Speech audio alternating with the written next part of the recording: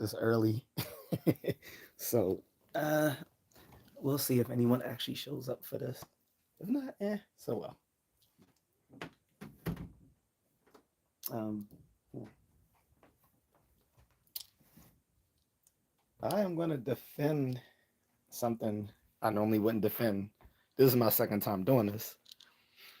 Um, the first time I did this a few weeks ago. Sorry, it's been a while since I went live. I was supposed to have done so quite a few weeks ago, and the last time I did, I defended something that I wouldn't normally defend, which was uh, bullshit college majors. So I am going to do that. So I'm practicing that again this time as well, where um, I will defend the black pill uh, online space, something that I normally won't defend as well. It, I think it shows sort of a strength in one's reasoning abilities to rationally defend, if not justify, a position which you wouldn't normally rationally defend or justify. And to be nerdy for a second, this is typically what happens. And if people are curious about how philosophy exams go, this is often how a an exam in philosophy will go. You there will be a certain amount of literature that you're expected to read and learn uh, for an upcoming midterm or final, right?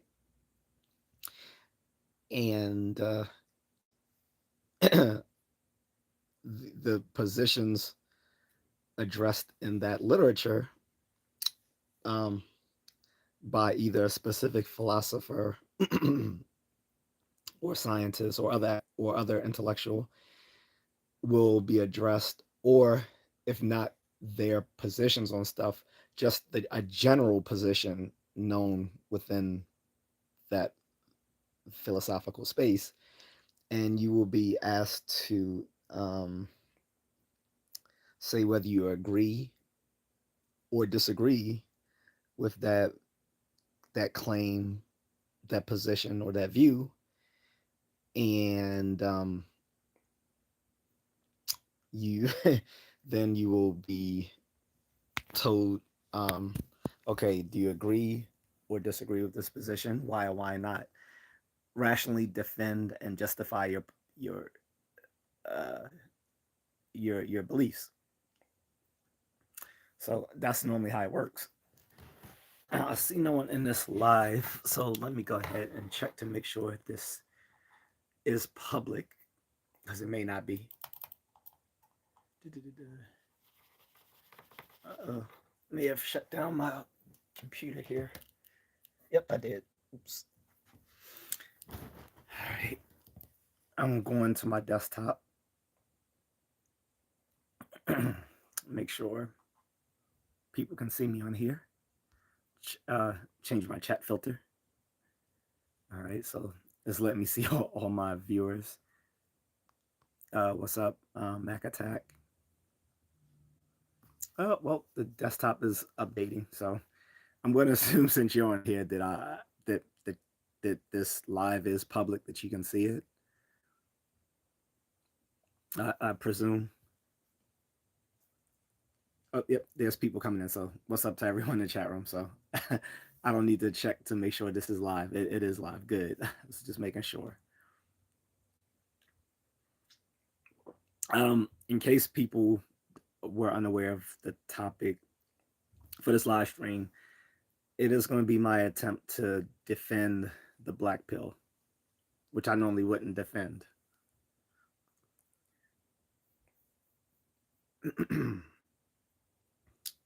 So, um, usually, um, I am red pill, but usually I don't defend the black pill. I have actually mocked the black pill in multiple times. By the way, for people coming into the live stream, um, again, the topic is my attempt to defend the black pill. Um, and so hopefully your comments will stay on topic, but don't expect me to address any um, comment that's not addressed to the actual topic unless you're dropping it in the form of a super chat, because that's how I do.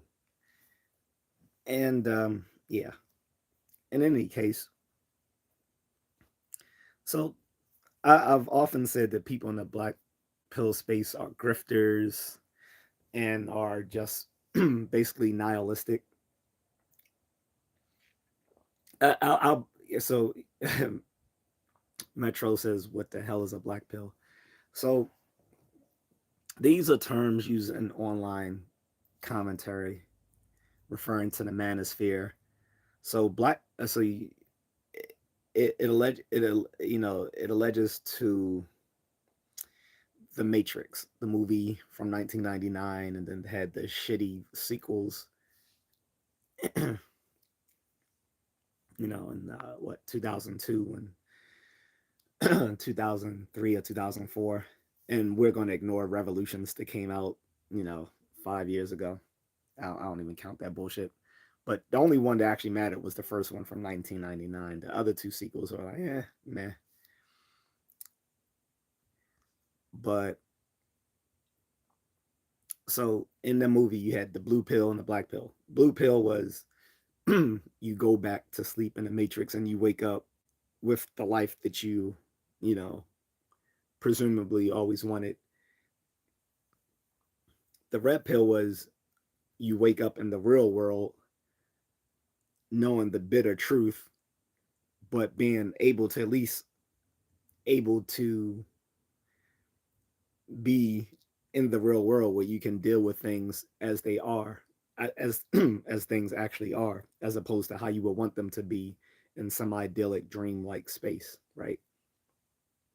And this is often compared to blue pills, also align also sometimes with people being simps, whereas the red pills, people who are more masculine and not willing to be misled by women and by feminist and liberal society. So that's sort of where it gets. The black pill uh, goes a bit farther than that. So um, to put it, and I'm not trying to get too philosophical, but so um, say that the blue pill would be, if we're talking like in terms of ontology. Ontology is a philosophical term meaning on what things exist. So in ontology, you have people who are libertarians, people who believe in free will, whereas you have determinists who believe, everything is determined. If you could have a science that can tell us about how everything, presumably a complete physics that tells us about everything, to the ultimate nature of reality, then we will know how things are going to go in the future because everything is governed by laws. But then you have a further version of that, which is fatalism. Fatalism was like determinism on steroids, where it says not only is everything deterministic, but nothing can happen. Uh, Nothing can happen other than how it was supposed to happen anyway. So no matter what you do or don't do, everything's still going to turn out the very same way. So say you're determined, like for whatever reasons, like nature has decided you're going to be president of the United States, you can literally just sit there and just bugger off and do nothing for your entire life. But according to fatalism, you're still slated to become president of the United States. Other vice versa, you could be the most productive person in the world, a genius, but fatalism has decided, fate. That's where you get fatalism. Fate has decided, you will never amount to anything. So you could be the most productive person in the world, but fate has already decided nothing will ever amount to your life. That's the problem with fatalism. And the black pill is too much like that, whereas the red pill is sort of these this sort of probabilistic determinism. Black pill is sort of like this fatalism. It's like they're nihilistic. Nothing you does, nothing you do matters, and this tends to they're usually talking about this in specific reference to dating and women. That you know whether you are a quote unquote Chad or you are a incel or something in between, no matter what you do, you're not going to find suitable mates. That is the position of the red pill, and often these same folks will offer you some sort of steps or ideas or program that only they can offer that will take you out of this presumable fate. This is why I often call them grifters, and I'm usually referring to people like Pearly Things and the Tate brothers. So that's the setup for all of this. D says, "What form of martial arts do you study?" Um, Several, actually. Um,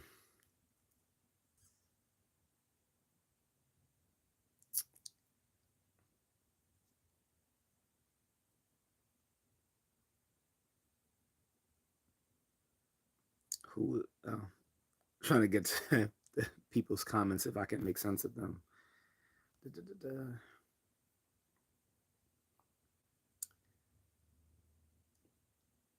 But if I haven't already said hello, guys, what's going on? So again, that so to to ground things again. So the red pill are basically like guys who are saying like, look, we know we know the game is rigged. So what you have to do, you need to build yourself up, be physically fit, you know, make yourself more appealing, like sexually appealing. Like the late great Kevin Samuels was an image consultant. He used to tell people you need to be physically fit, you need to care about your image if you want to attract these pretty women that all these guys want. It's like you can't expect to gravitate and get these women and you look like a bum, you're fat, you're homely, you have a bum ass job, you know, or you're not making much money. He was pretty pragmatic on that end. But there was a other folks who said, "Nah, that's stupid. Why would I build myself up just to get a bunch of used cars?" Like, basically, like, look, women here are just cooked. Like, why even do that? It's like I'm just gonna go overseas, and you had the passport bros, and so a lot of people think the passport bros grew out of the frustration with um you know with people like Kevin Samuels who were telling people to do stuff that they didn't believe in, and why is someone saying bye and they never said hi in the first place? Bye, bitch. I don't care. Bounce. Give a fuck. Anyway, um, yeah, people clearly don't know who I am if they think I give a fuck. So, yeah. So anyway, it was so yeah. So part of the passport bro movement did grow up out of people's frustration with how Kevin Samuels was treated in his death, and by the weak, all these little weak dating coaches in the manosphere spaces. Someone's saying get a job when I'm literally getting paid to do this. You can suck my dick. How about you do that? That's what your job is, isn't it, Zachariah David? You're very good at your job, and I don't come to your job kicking dicks out of your mouth because I know it's good for you, and you do it for the love of the game. So please, by all means, keep sucking those BBCs, which is what you're good at. Be good at your job. Keep doing it. Maybe you'll get a raise. You definitely get a pro bono in your mouth. So yeah, keep doing that. Anywho,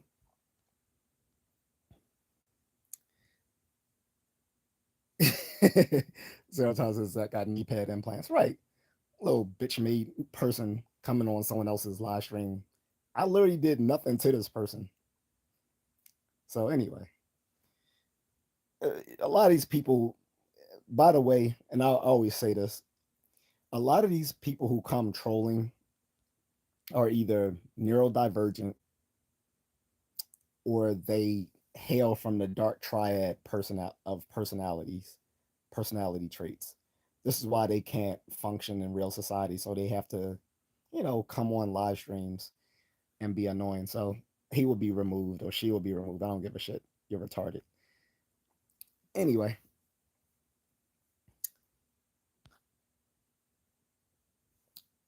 so moving on. But like I said, partly the because I consider myself in the passport bro move space. Yes, part of it was out of frustration for Kevin Samuel's death and how he was mocked in his death by all these women, particularly black women, when his whole goal was getting was preserving black relationships when he saw they were crumbling. Looking at he saw the stats, he knew that a lot of people, a lot of men, black men particularly, were not trying to get involved in serious relationships with women and with the ladies anymore. And he sought to rectify that by basically coming down hard on both sexes, not just women, because people always say he only attacked women, he was misogynist, all this stuff. He was way more rude to the men who came on his platform, but the women didn't see that, or they didn't care. But in any case,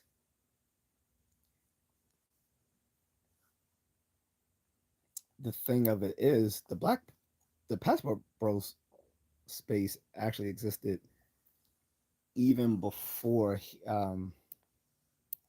Kevin, um, took his last breath. He actually used to talk against the passport bro because, and this is what I found a little bit disingenuous about Kevin.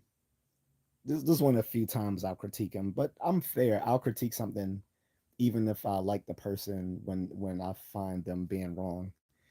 He used to say, "Yeah, most of you brothers need to stop talking about getting a passport and going overseas because most of you can't afford it," which is not true. I was broke as hell when I first started traveling, and a lot of these guys are. And I don't mean traveling to somewhere stupid like DR or Colombia, which is like a hop, skip, and a jump away. I meant like I was going all the way across the other side of the globe to to East Asia, not making a lot of money. A lot of these people were making way more money than I was traveling. So it was just patently false what he was telling people that they could only travel if they had a lot of money. Truth of the matter was, Kevin didn't even have a passport. So it just came off as quite disingenuous, him telling other black men they can't travel. Like, for me, it's like, what's the point of being a millionaire if you're stuck in America? And then you're bragging about going to Miami and New York.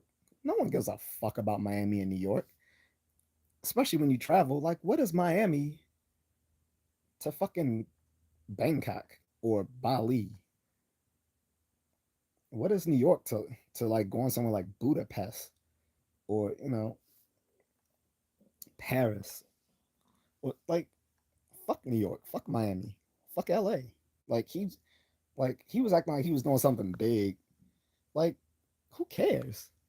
So that's my only critique of Kevin was he poo pooed on the passport bro movement when he was alive because secretly that that he knew that high value men um had the options to go overseas and find better women than the black women here in America. And his whole mission was to keep black black American relationships going here in America. So he had to like kind of claim that wasn't working for folks. He says, "Do you mess with Germany? I mean, yeah, I don't. That's not part of this topic. So, I don't, in any case, um, so again, so many of the options in the red pill was either to get your money up, um, to have a better, more successful image, meaning being physically fit, um, dressing well, um, being able to communicate with women in an effective manner, portraying masculinity. And then the other option was the passport bros. And then the other one was these little fugazi dating coaches. They would teach you how to basically be like a, like a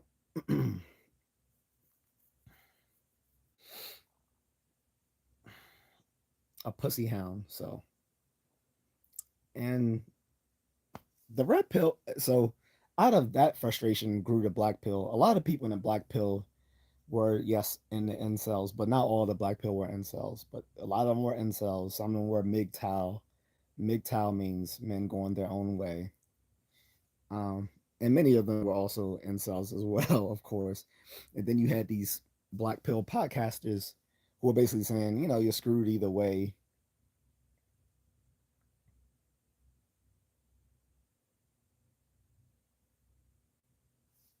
All right, you're gone.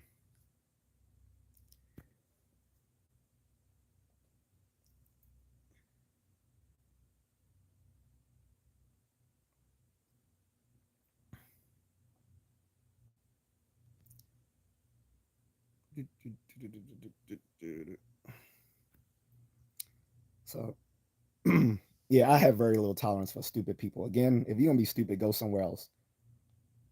I don't tolerate that. If you're coming from Moonlit Fern's chat uh, channel, he likes to talk with retarded people because he secretly will make sure he gets you knocked off of YouTube, and so he'll keep playing around with you. Pause until he finds that pressure point. I don't have the tolerance for that. I'm just gonna instantly remove you. So anyway,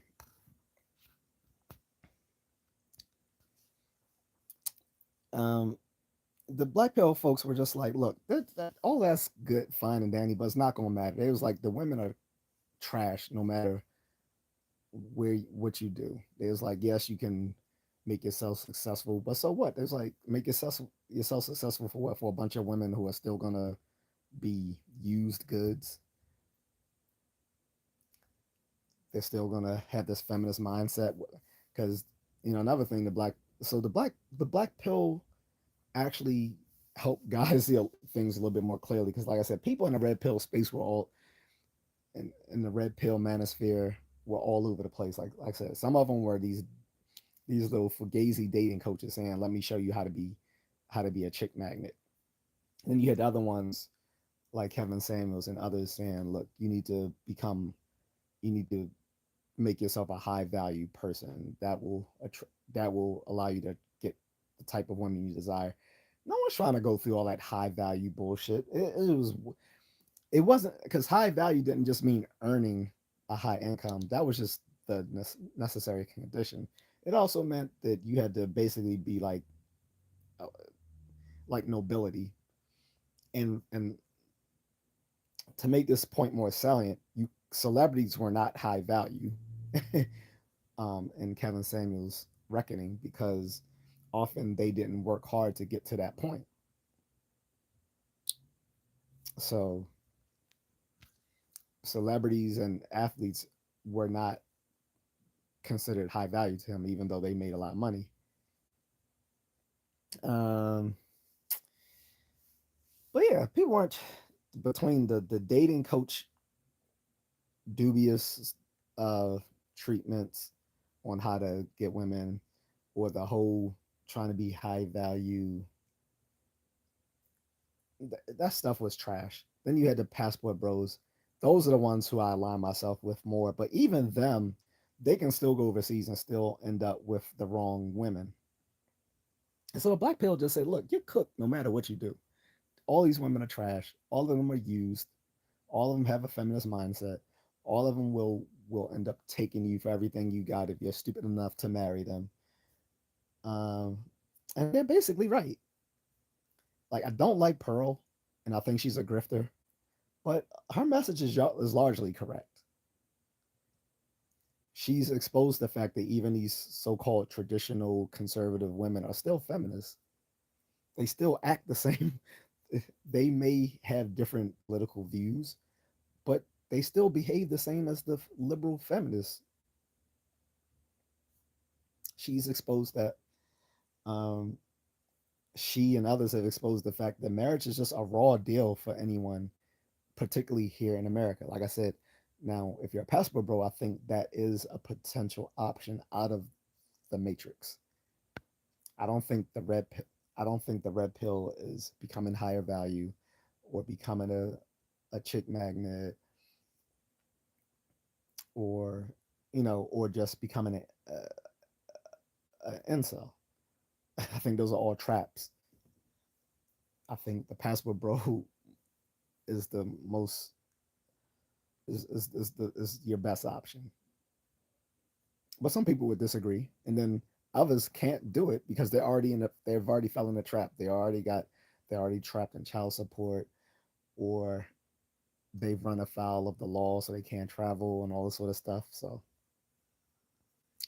you know,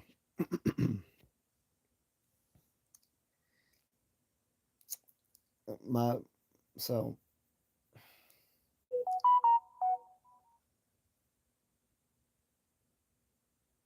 so my problem is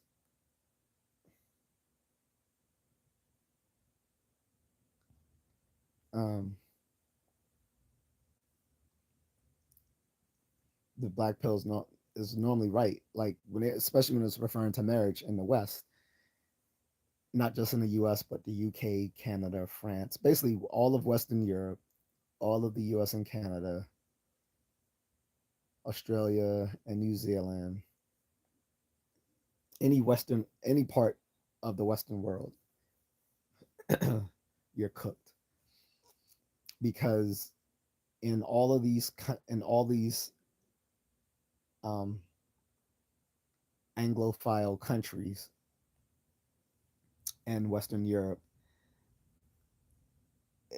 it doesn't make sense for a man to get married because you're entering into a contract where the other party is incentivized to break that contract. Like it is literally irrational, and this is where the black pill wins here, and this is where I'm going to, and this is on the point where I'm going to defend the black pill. Is they're essentially right on this point? Is that it doesn't make sense for men to get married, particularly in the West, where you're entering into a contract where the other party is incentivized to break that contract.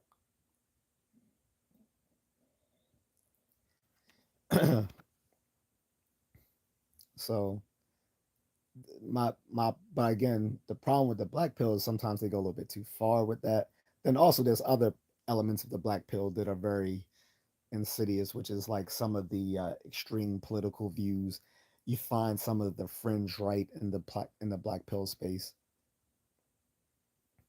Ironically, the far left is can be mainstream, which is wild because the far left used to be not a main not suitable for mainstream conversation, you know, 25 years ago.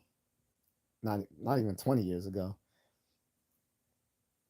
Shoot, not even 15 years ago, but you can be far left now, like, with the Young Turks and Hassan Piker and all these folks, and not face any restrictions on what you say online. But if you're on a fringe right, so not that I will. So this is where I defend the fringe right as well as part of the black pill, which is not that I agree with anything that they say, but as a free speech absolutist, I I wholeheartedly will defend their ability to say things that I completely disagree with, um, because again, I believe in First Amendment rights and free speech, and also the far left gets to say all the cockamamie stuff that they often say without reproach. So the fringe right should be able to do so as well.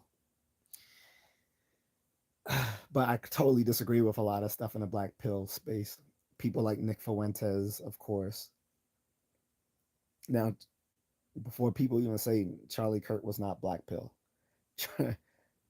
Charlie Kirk wasn't even red pill. He was a conservative, but he wasn't red pill because he was one of those people like the conservatives that both red pill and black pill disagree with that will keep trying to tell men they should get married, even though it's not in their best interest to do so. This is why this was the whole reason why there was that great debate several weeks ago, but between Coach Greg Adams and Andrew, whatever his last name is. I think Coach Greg Adams essentially won that debate. However, he sullied his argument by then going into all these ad hominems against Andrew at the end of the debate because he got visibly frustrated with Andrew just trying to keep moving the goalposts, talking about this ecclesiastical bullshit. He kept, whereas Coach Greg Adams wanted to be pragmatic and say, this is how we deal with this right now with the way things are. Andrew kept trying to throw these little hypothetical intuition pumps at him, like, well, what if we could make society the blah blah blah, the blah blah blah, then wouldn't it make sense for men to marry and all this sort of stuff? And Coach Greg Adams was like, yeah, if what ifs were a fifth, I'd be drunk. Because he was saying, look, all these hypotheticals are not dealing with how things are on the ground. He's like, as things actually stand, it doesn't make sense for men to get married. And I completely agree. And this is the difference because a lot of people accuse red pill commentators of being conservative, but red pill, whereas red people in the red pill space are typically center of right politically, they're not conservatives, or most of them aren't, because like I said, the red pill and conservative disagree on these fundamental issues like marriage and stuff like that. Um, get some water here.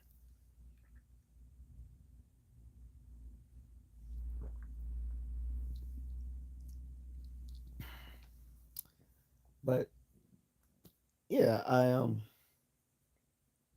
but yeah, that central that central notion coming out of the black pill, which is marriage is a scam, is completely right. It's a scam. Like it does not benefit men. And I'm gonna say, and I will at least qualify because black pill won't qualify it, but at least I will qualify and say here in the West, in any Western nation, like I said, the U.S., the UK, Canada, the EU, Australia, New Zealand, the Western world. Anywhere in the Western world, it does not benefit a man to get married. I would advise against it. It is literally, is patently irrational, patently irrational, patently irrational to enter into a contract where the other party is incentivized to break that very contract. It does not make sense for men to enter into a contract of marriage where society has given women the incentive to break that contract where they will be more successful if they divorce that man and take everything he has. Family law is stacked against men. Child support is stacked against men. You will land in jail if you can't pay it. Even if you can pay it, you're losing half of your income. Um, Not to mention, besides the garnishing of wages and going to jail, you can't have a passport, you can't travel, so you can't even get out the matrix once you've end up knocking up one of those hellhounds.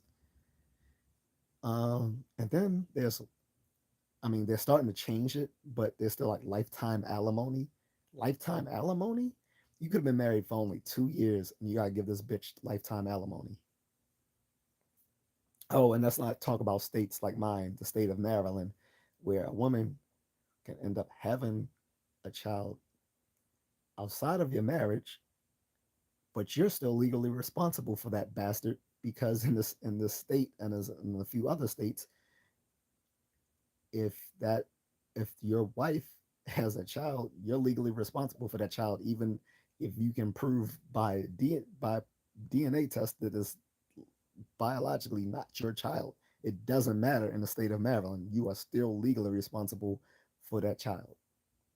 So she can literally go off and have some bastards cheating on you, and you still gotta pay for those little crotch goblins of hers.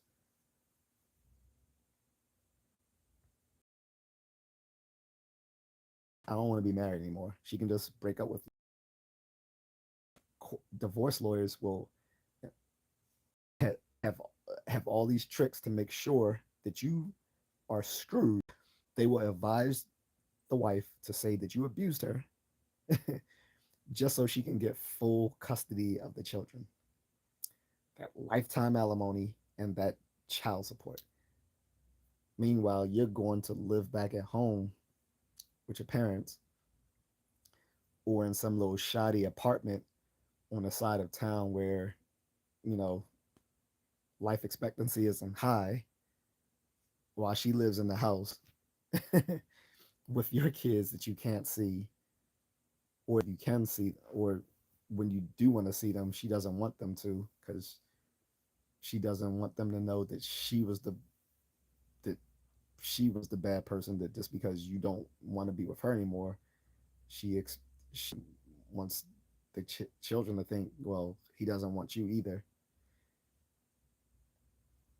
Uh, Family law will screw you because guess what? Family law is incentivized to err on the side of giving the women the custody and guys paying child support because those courts are partly, allegedly, partly um, subsidized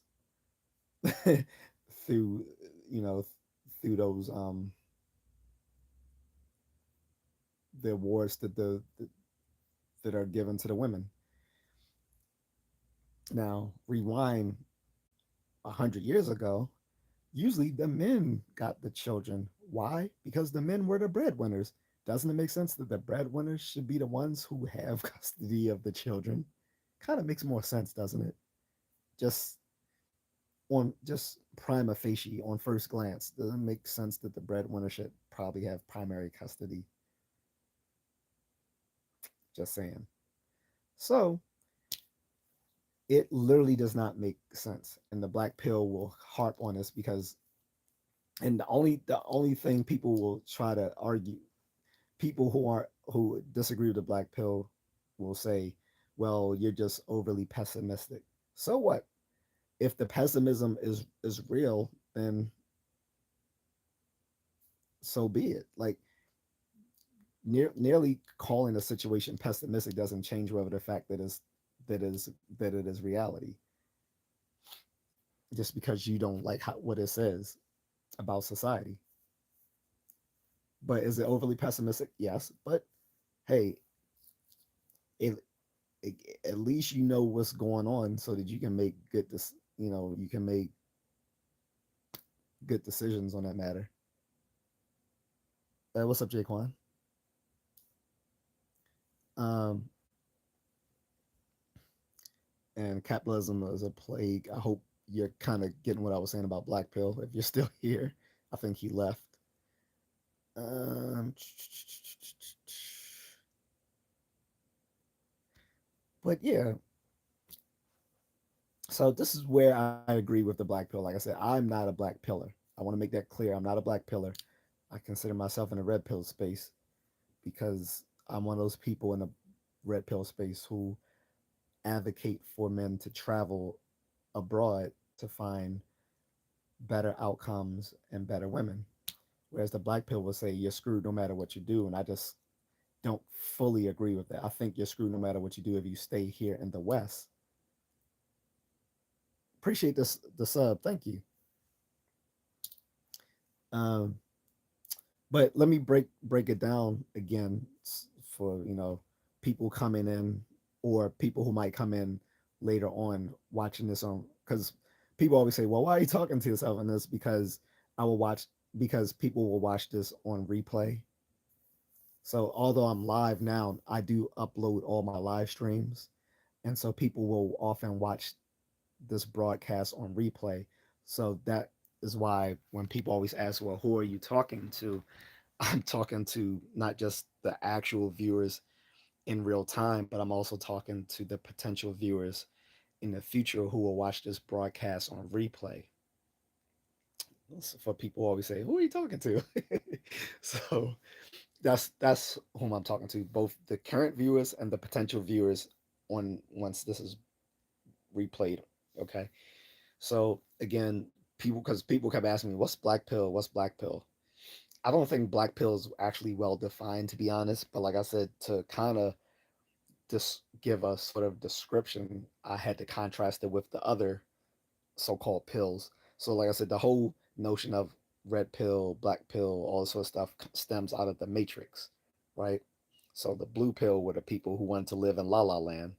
They rather take the blue pill and go back into the Matrix and live their best life and just be oblivious to the fact that they're living a complete fiction in their mind while they're stuck in a machine that's like literally sucking their life out, right?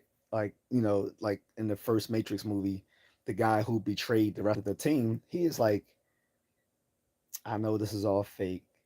I know that this delicious steak is just you know neural excitations in my brain making me think this is real and delicious, but he's like, I don't care. I just like it. So he was willing to betray his team and go back into the Matrix and live his best life, even though it wouldn't be real, than deal with the nasty truth of how the world actually is, which is the red pill. The red pill says, I'd rather deal with the nasty truth of how the world actually is. That way, at least I can circumvent these things than, live in this fictional world where I can pretend things are all good when they really aren't. Blue pill versus red pill. Now the black pill again are go beyond the red pill. They will say, not only are things nasty in the real world, but no matter what you do, it will always be like that. There's nothing you can do. So why even try?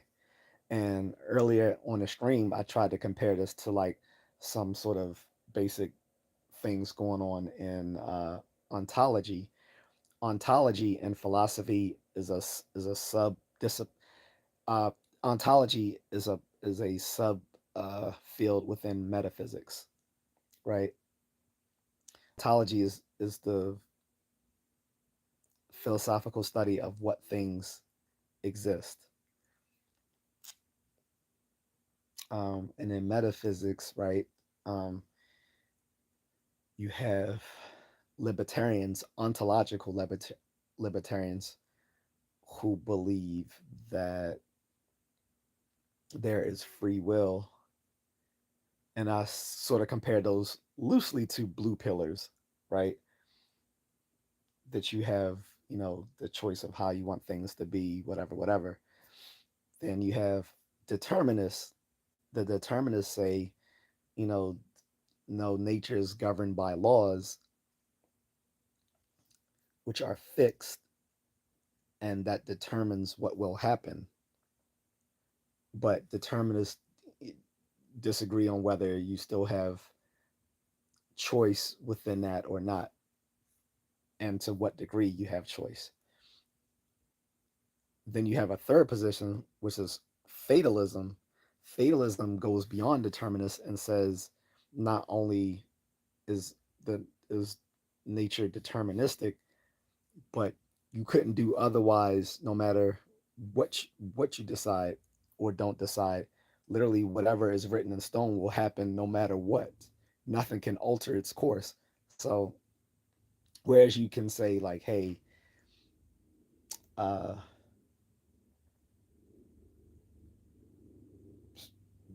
taking a point out of history, the the terrorist attacks on September 11th, 2001, we can say, given everything we know about the laws of science, both natural science and social science, we could have predicted this would have happened if we knew everything there was about all the laws of social science, and natural science, including like history,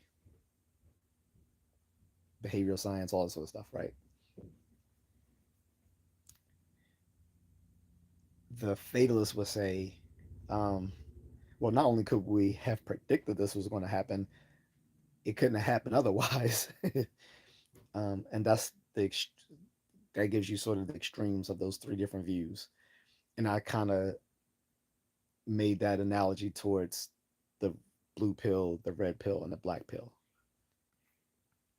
I don't know if that makes sense to people.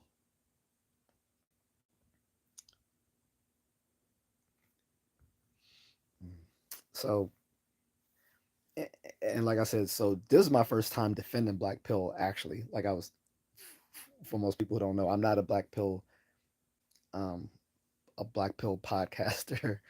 I'm not I'm not in the black pill space. I've often mocked those people in the black pill for being grifters or just being nihilistic, as that's which is why I align black pill with fatalism, because fatalism is a nihilistic view that no matter what you do or what happens, things will always happen that way no matter what. That is nihilism. Um, and I find some, excuse me, I find some black pill commentators a bit nihilistic for my taste.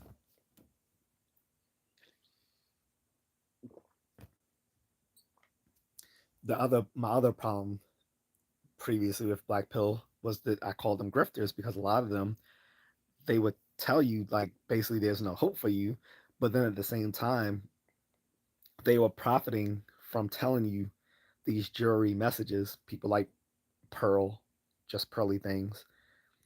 She, you know, was making a living telling guys there's no hope for them. And it seemed like she might have been projecting because she's not an attractive person, and she doesn't really have hope of a happily married future. So it sounded like she was projecting a little bit. Then you have people like the Tate brothers, and I was saying they were grifting because they were kind of,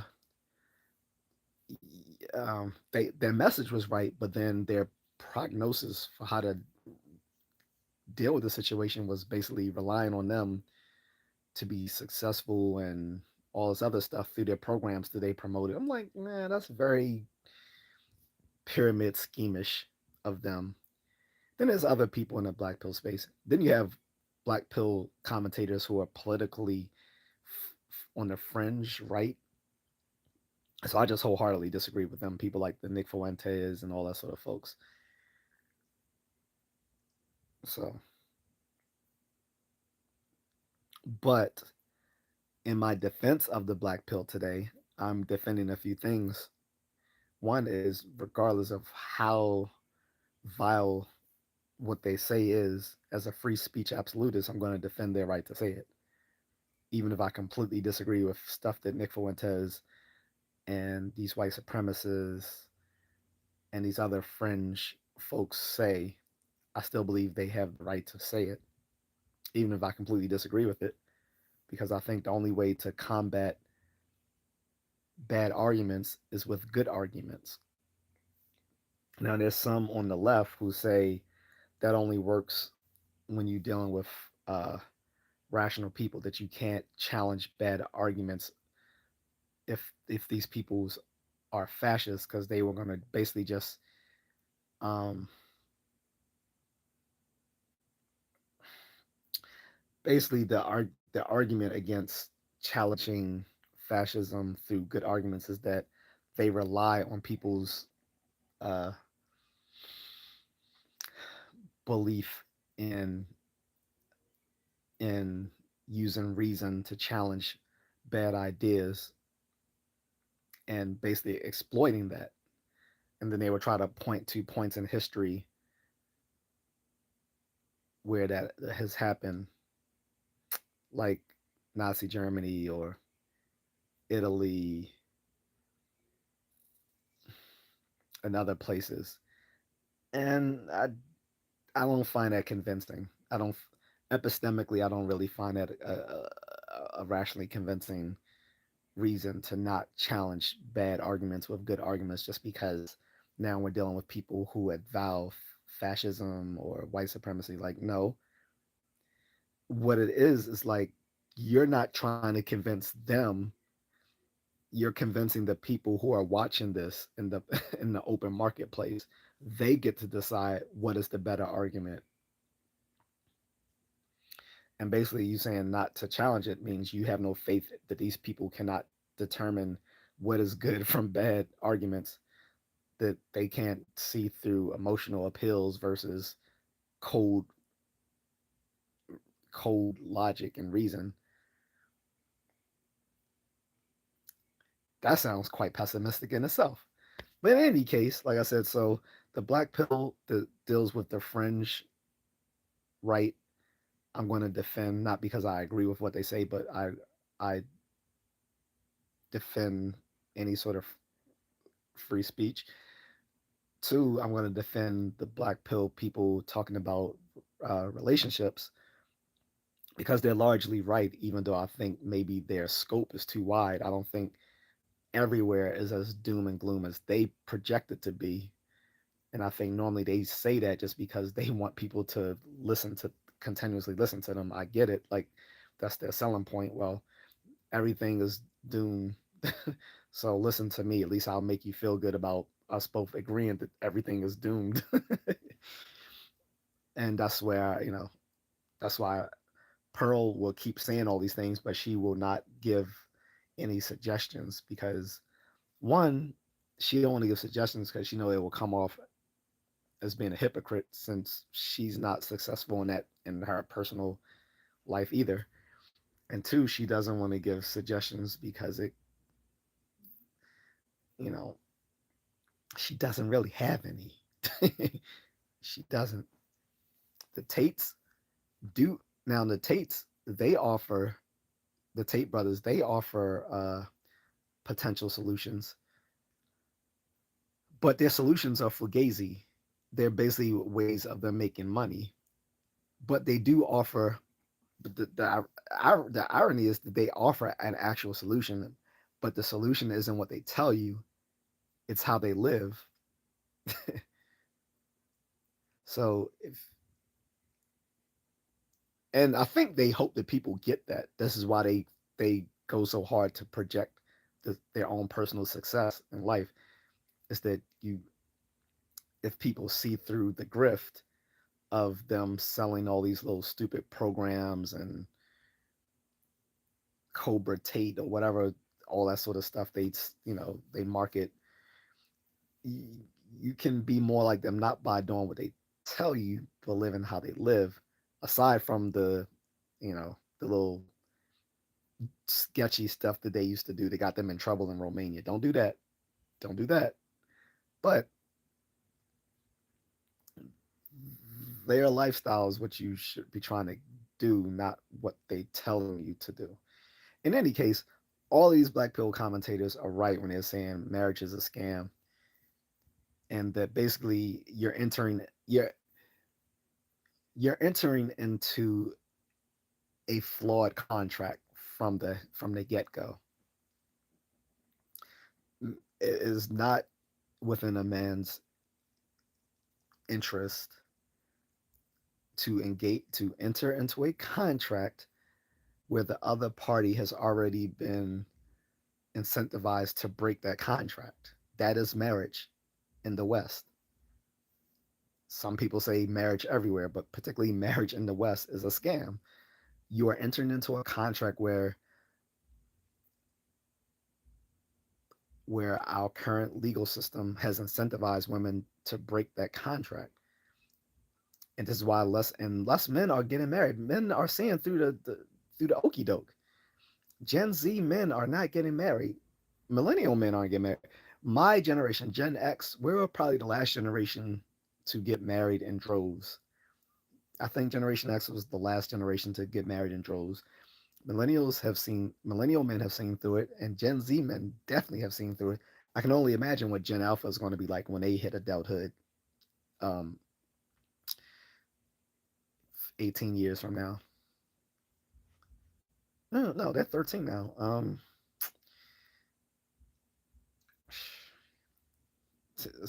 Less than less than 8 years from now, when Gen Alpha become adults, I think the West is going to be cooked. These men are not getting married. They know a scam. Guys are not stupid. Are truth. Guys are naturally good at truth evaluation. I mean, all humans we evolved for our minds to be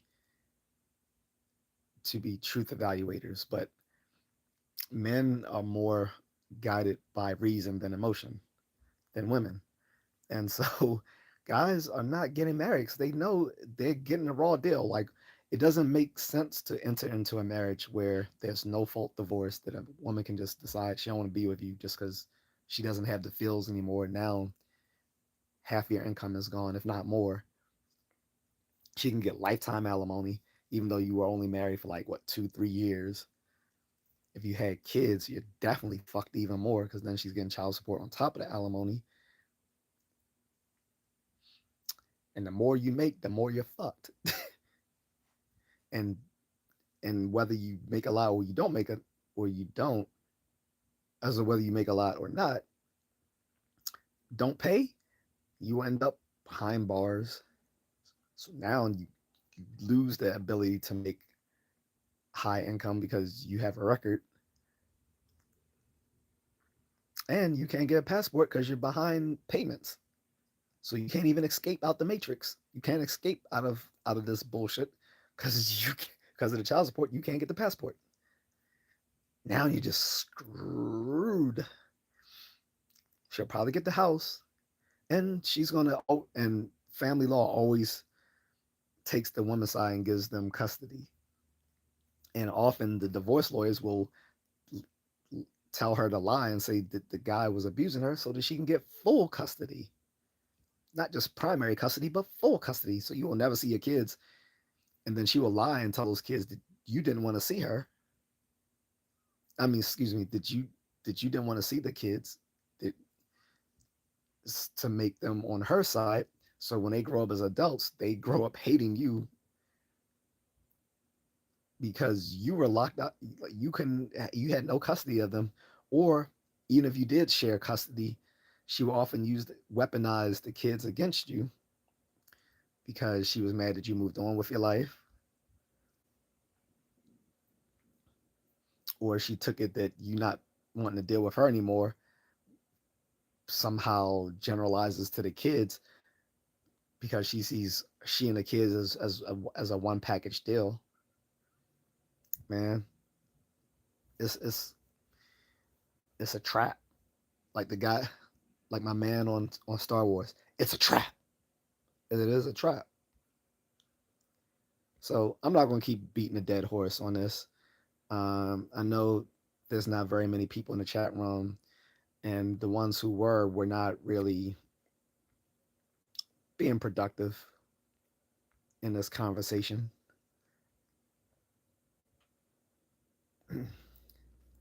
So I'm retroactively going through the chat to make sure these people never return.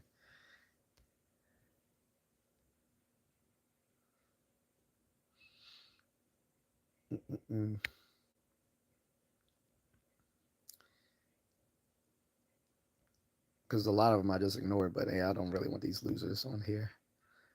Uh, then I'm gonna go if no one else has any questions.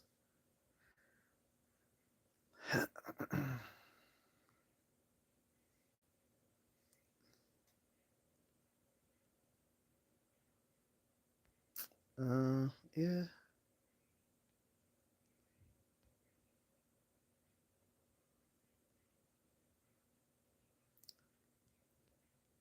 It looked like I got all the little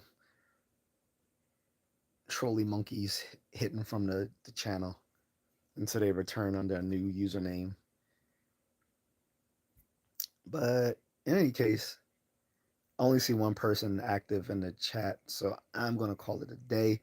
I could talk about this more, but there's really not much more to say. Like I said, the black pill is basically like an extremist view of the red pill that basically says this is basically nihilistic and it says no matter what you do, you're screwed when it comes to relationships and marriage, at least particularly in the West, and that it's not worth doing it. Whereas you might have some red pillars and conservatives for either religious or social reasons will tell you that it's still worth doing. I don't think so. I really don't think so. At least not in the West. Overseas, yes, you do have a fair shot of having a good marriage. In the West, forget about it. Just forget about it. Even Kevin Samuels started telling people this right before he died. He was like, "Look, these women really don't want a guy with average, don't want average men." And he was saying there's literally nothing wrong with an average man. Most men are average, as is expected, and there's nothing wrong with that. Average men should have be able to marry and all that sort of stuff too. But he was like, "Look, these guys like," he was like, he said, I'm just gonna start telling them they shouldn't even be looking for marriage anymore because these women don't want it. They don't want marriage with average guys. So he started. So at the end of his days, he started telling men and which was sad because he was literally the guy trying to tell men and women to get married, black men and black women to get married. He was telling he just lost a lot of women in that because he told them to be realistic. Average women wanting high value men was just not realistic. The men they wanted were so rare in society, it didn't make sense that that's what they kept aiming for. And he was like, you can want what you want, but that doesn't mean that it's realistic.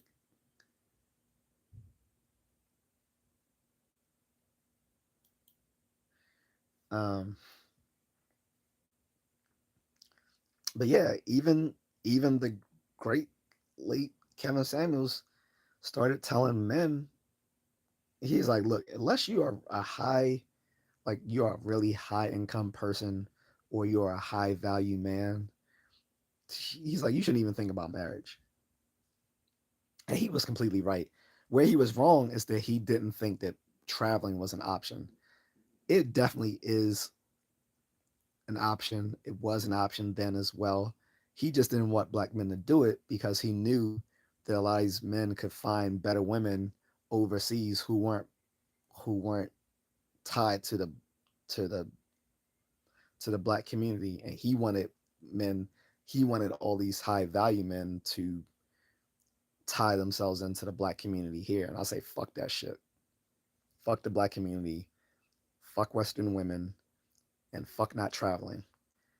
What's the point of being a high value man making millions and you stuck here in America? America is not that great if you ever been outside the country.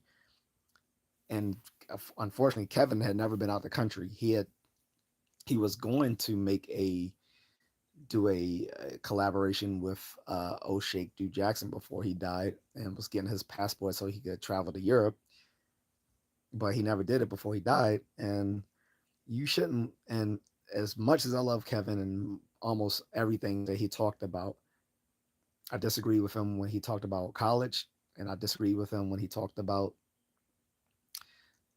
cheating, cheating on your wives, and I disagree with him. Um, Not to mention hiring hiring prostitutes as high as hiring prostitutes as these high class call girls for business events. I just no, that's crazy. But the greatest thing I definitely disagree with him was that brothers can't travel. Yes, they can. He just didn't. Like he thought it was a flex when he could you know he could flex in L.A. and Miami and New York. Meanwhile, no one anyone who travels doesn't give a shit about L.A., New York, and Miami when there's cities that are bigger and more lavish all over the world. Who cares about New York City when you can go to Tokyo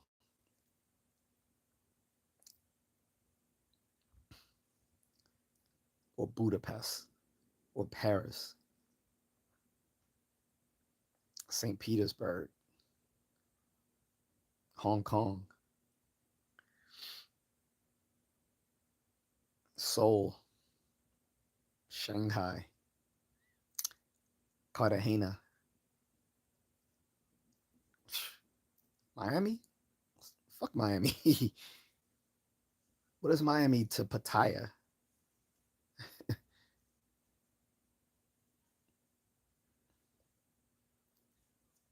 or Phnom Penh or Hanoi or Vientiane?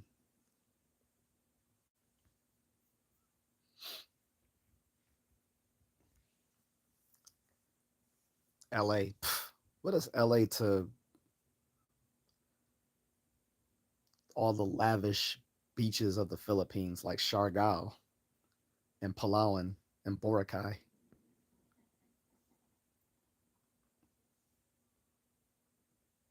So anyway, that's all I'm going to say on that. But I'm out. If people want to keep the conversation going, you can leave the comments in the comment section. I do look at them. I don't always um, reply to them because many of them aren't worth doing so. But when they are worth doing so, I do reply. Um, and if you do want to help me, there are the stuff in here to help to for you to do so. Wondering if my AI is up. I don't see it. It I didn't see it come up during the thing. Let me make sure it's uh, Streamlabs. Oh shoot, where is my Streamlabs? I do not see my Streamlabs. Hmm, curious. That might be why I don't see it up. My Streamlabs is not active here. Shoot.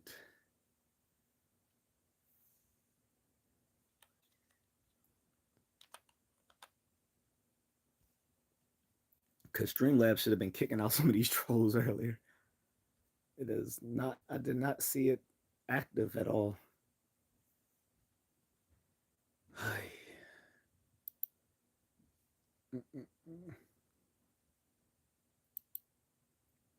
Darn it! I knew something was missing on here. I'm referring to my desktop.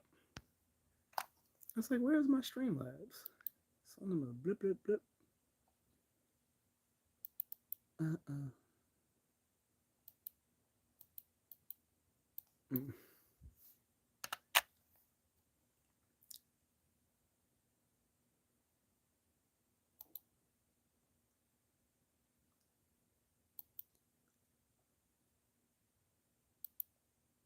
All right, get this active. Yeah, I knew something was missing. I was like, "Where's my Streamlabs?"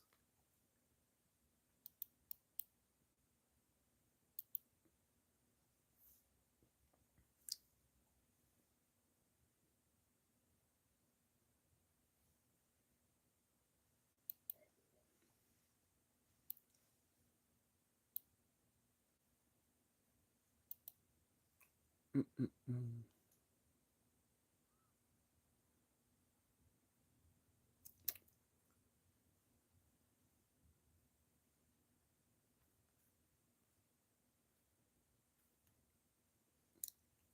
Alrighty.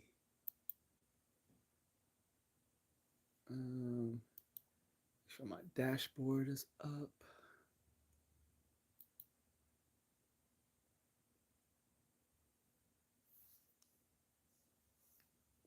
Yep.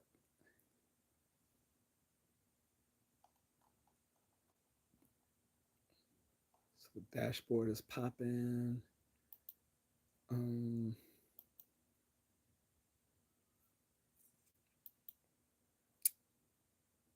Sorry guys, just doing some maintenance since no one's currently in the stream. Yep. All right.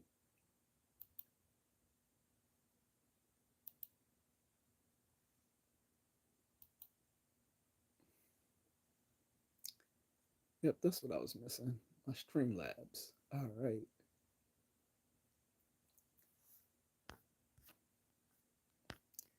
But shit, still should have been active in the stream, I think. Even if I wasn't signed in, the AI should have been still working. Okay.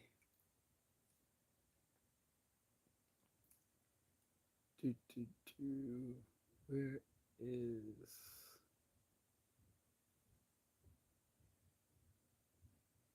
my chat box?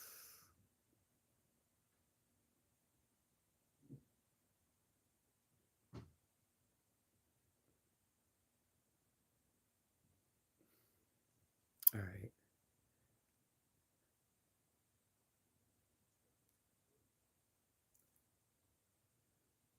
So like everything is chat notifications disabled. Huh. All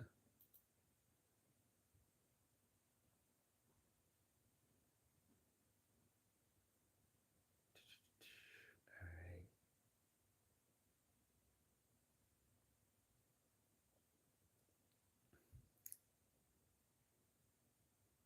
Make sure everything else is.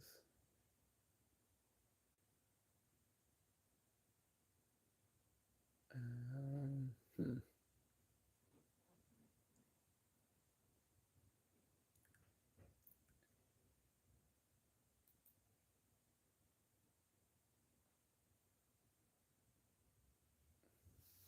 All right. I guess. I guess a setup. I can't,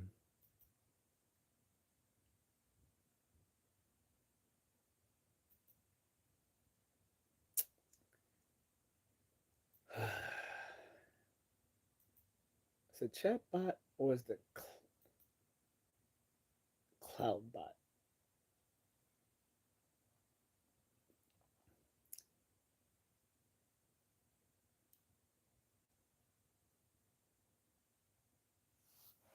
Okay. Wait. Oh, it's inactive. Okay. How did it go inactive? Activate cloud bot. Huh. That's what was the problem.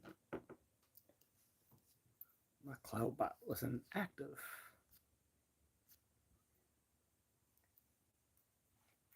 Man.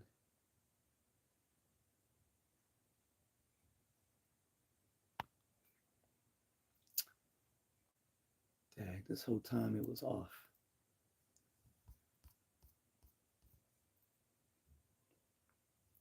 Sorry, whoever's still in here. I'm doing maintenance because no one's here in the chat room. So I just realized my AI moderator wasn't active. So that's what I'm working on currently. Then I'm probably going to stream unless someone has like a comment in the chat room or something.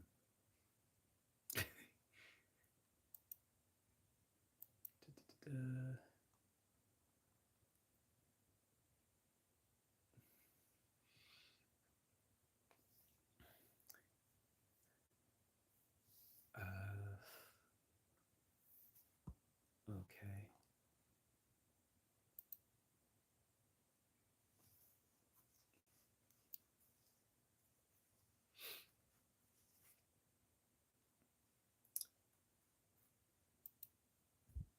Yeah.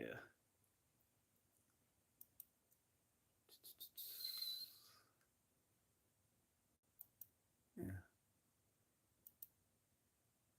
I wonder how long it's been inactive.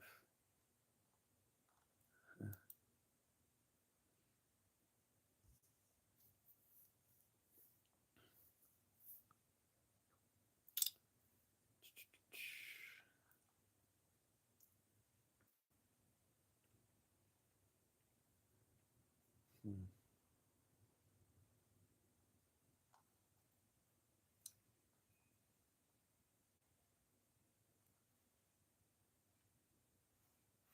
This is contrarian.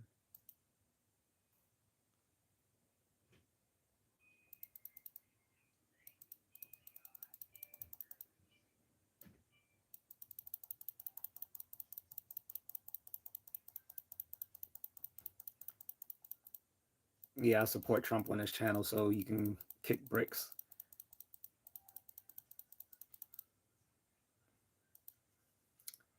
If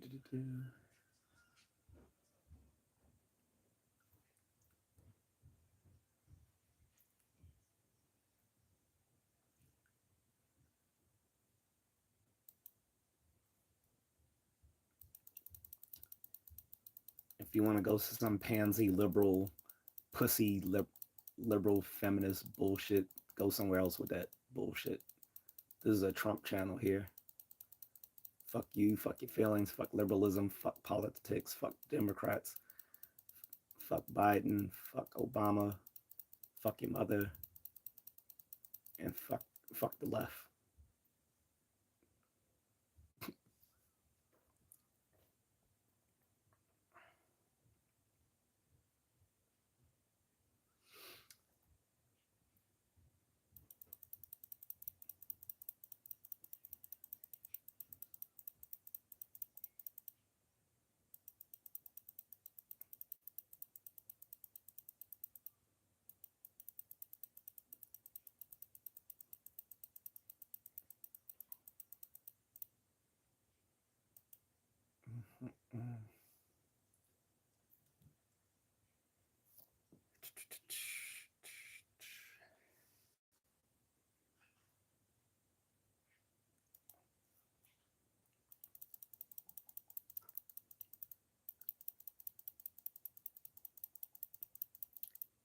And anyway, this topic was about defending the black pill, so that should kind of give you a heads up to where my mindset is at.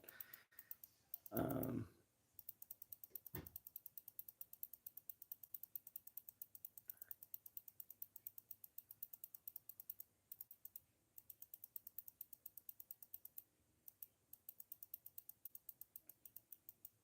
Alrighty. All right. Boom. All right. Finish going through this cloud bot. Hmm. And alrighty now. So CloudBot is active. So my AI moderator is back. I didn't know that it was inactive. Good thing I checked.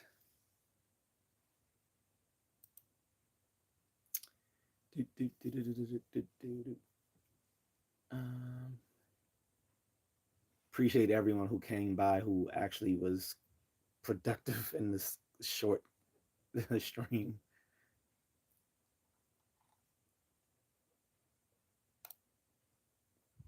And people who might be watching this on broad replay. I wanted this to be a longer stream, and so I'll probably revisit this topic again, just like I'm going to revisit the other topic from a few weeks ago as well, talking about intellectual disparity within the races. That's something I'm going to touch upon again as well. For people who haven't missed that, you can go check out that old live.